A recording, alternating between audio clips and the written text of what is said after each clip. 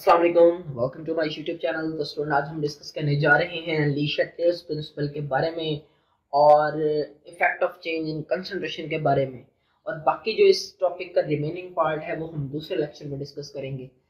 तो सबसे पहले आइए डिस्कस करते हैं कि ली शैटलर्स प्रिंसिपल है क्या। तो स्टूडेंट देखें, ली शैटलर प्रिंसिपल हमें बताता है कि अगर हम किसी रिवर्सिबल रिएक्शन में रिएक्शन के ऊपर स्ट्रेस अप्लाई करते हैं उसके इक्विलिब्रियम पोजीशन पर, यानी कि एक रिवर्सिबल रिएक्शन है, ठीक है, उसने डायनामिक इक्विलिब्रियम अचीव कर रखा है, हम उसके ऊपर स्ट्रेस अप्लाई करते हैं। अब सवाल था इसमें stress, what is mean by the stress. Stress का मतलब है चेंज, यहाँ पे स्ट्रेस का मतलब है चेंज। क्या मतलब है इसका? देखें, हमारे पास कोई भी एक रिवर्सिबल रिएक्शन है, सही बात है, डायनामिक इक्विलिब्रियम पर हमारे पास क्या होता है, रेट ऑफ फॉरवर्ड और रिवर्स रिएक्शन बराबर हो जाता है, यानी कि जो अमाउंट ऑफ प्रोडक्ट है और रिएक्टेंट है इक्विलिब्रियम पोजीशन पर वो कांस्टेंट हो जाती हैं। आई रिपीट, कांस्टेंट हो जाती हैं, बराबर नहीं होती, इक्वल नहीं होती, कांस्टेंट हो जाती। पूरी बात, यानी पहली चीज तो आ गई जी इसकी कंडीशंस में कि हाँ, डायनामिक इक्विलिब्रियम पर कंसंट्रेशंस जो है वो कांस्टेंट हो जाती है। दूसरा, वो रिएक्शन सही बात है किसी न किसी टेम्परेचर पर हो रहा होगा, ठीक है, और उस टाइम पर जब वो इक्विलिब्रियम पर है तो उसका कोई वॉल्यूम और प्रेशर भी होगा, ठीक है, और किसी न किसी किस्म का हम कैटलिस्ट भी यूज कर रहे होंगे। यानी वो कंडीशंस जो कि डायनामिक इक्विलिब्रियम स्टेट के ऊपर किसी रिएक्शन की हैं, अगर आप उनमें से किसी एक को भी चेंज कर देते हैं, मतलब आप क्या अप्लाई कर रहे हैं, उस रिएक्शन के ऊपर स्ट्रेस अप्लाई कर रहे हैं। उस स्ट्रेस अप्लाई करने से क्या होगा, जो रिएक्शन का इक्विलिब्रियम स्टेट है वो डिस्टर्ब हो जाएगी। आप कंसंट्रेशन चेंज करेंगे, टेम्परेचर, प्रेशर, वॉल्यूम चेंज करेंगे, तो रिएक्शन का इक्विलिब्रियम डिस्टर्ब हो जाना है। तो अब क्या करेगा, जो सिस्टम है, जो हमारा रिएक्शन है, वो अपने आप को इक्विलिब्रियम पर लाने के लिए उस स्ट्रेस को मिनिमाइज करने की कोशिश करेगा, उस स्ट्रेस को कम से कम करने की कोशिश करेगा। उसकी रीजन क्या है बेटा, याद रखना, जो डायनामिक इक्विलिब्रियम स्टेट होती है, जो डायनामिक इक्विलिब्रियम स्टेट होती है वो हमारे पास स्टेबल स्टेट होती है किसी भी रिवर्सिबल रिएक्शन के लिए।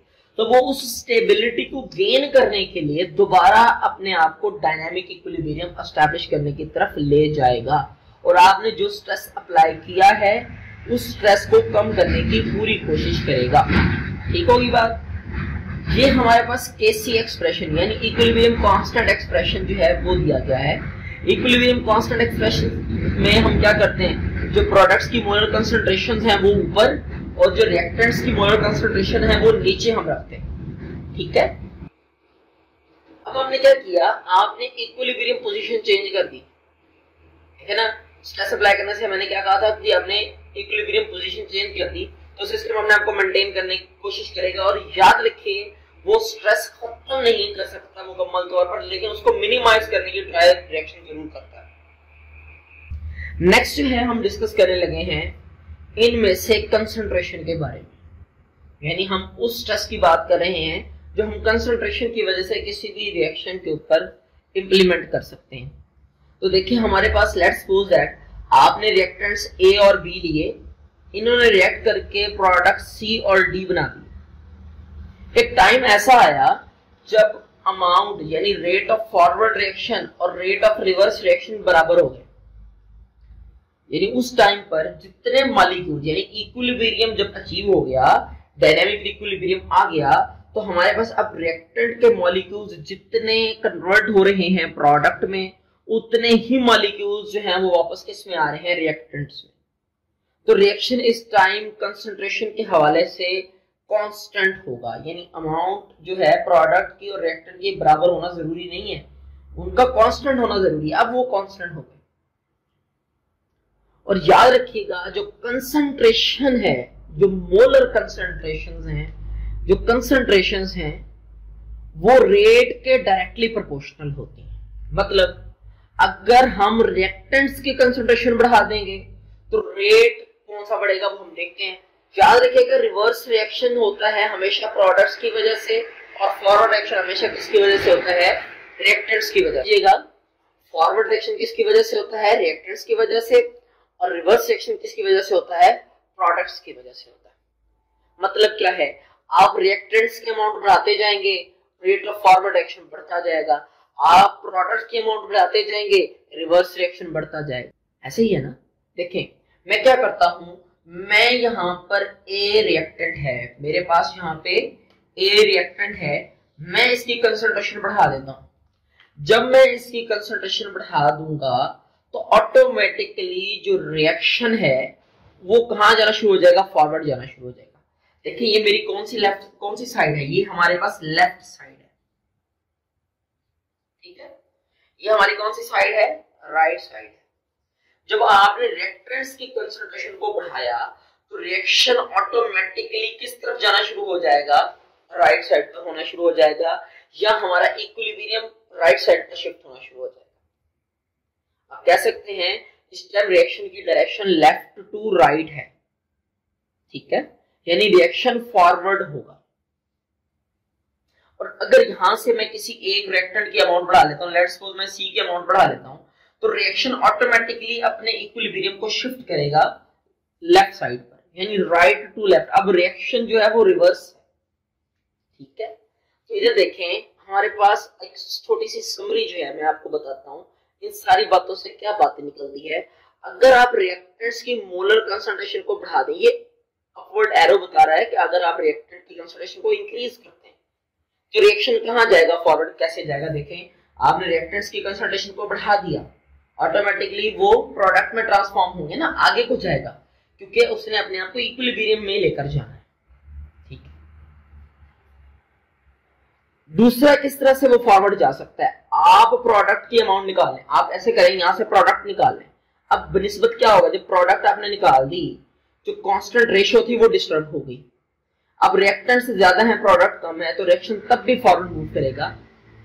यानी कि अगर आप क्या करते हैं, रिएक्टेंट्स की मोलर कंसंट्रेशन को बढ़ा दें और प्रोडक्ट की मोलर कंसंट्रेशन को कम कर दें, यानी इन दोनों में से कोई एक चीज कर दें, तो रिएक्शन फॉरवर्ड जाना शुरू कर देगा, यानी लेफ्ट टू राइट मूव करना शुरू कर देगा, या हमारा इक्विलिब्रियम जो है वो लेफ्ट टू राइट शिफ्ट होना शुरू हो जाएगा।